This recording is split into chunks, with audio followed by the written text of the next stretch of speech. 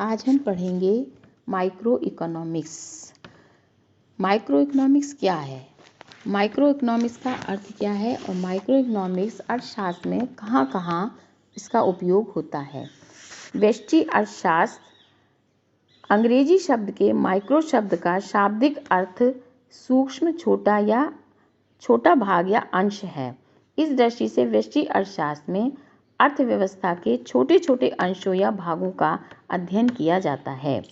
अर्थव्यवस्था के पूरे भाग का व्यापक अध्ययन हम नहीं करते। इसमें व्यष्टि अर्थशास्त्र या सूक्ष्म अर्थशास्त्र आर्थिक विश्लेषण की वह शाखा है जिसमें अर्थव्यवस्था की व्यक्तिगत इकाइयों के उद्देश्यों का व्यवहार का अध्ययन किया जाता है। यानी व्यक्तिगत इकाइयों का, एक परिवार का, एक उद्योग का, एक बाजार का, विशिष्ट परिवार का, जब हम इसके आय का, व्यय का, उपभोग का, उत्पादन का, विनिमय का, वितरण का, इन सब का अध्ययन करते हैं तो वो हमारा व्यष्टि अर्थशास्त्र कहलाता है। यानी व्यष्टि अर्थशास्त्र विशेष फर्म, विशेष परिवार, व्यक्तिगत कीमतें, आय, मजदूरी, व्यक्तिगत उद्योग तथा विशिष्ट वस्तुओं का अध्ययन किया जाता है।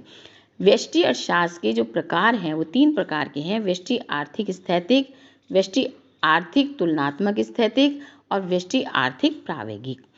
अब व्यष्टि अर्थशास्त्र का क्षेत्र, व्यष्टि अर्थशास्त्र को क्षेत्र को हम 5 भागों में बांटते हैं: उपभोग के सिद्धांत, उत्पादन के सिद्धांत, वस्तु कीमत के सिद्धांत, साधन कीमत सिद्धांत और आर्थिक कल्याण का सिद्धांत।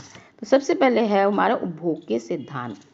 उपभोग के सिद्धांत के अंतर्गत जैसे उपभोक्ता की बचत, मांग का नियम, मांग की लोच, तटस्थता वक्र विश्लेषण, उपयोगिता ह्रास नियम, इस तरह से ये सिद्धांत हम उपभोग के क्षेत्र में पढ़ते हैं।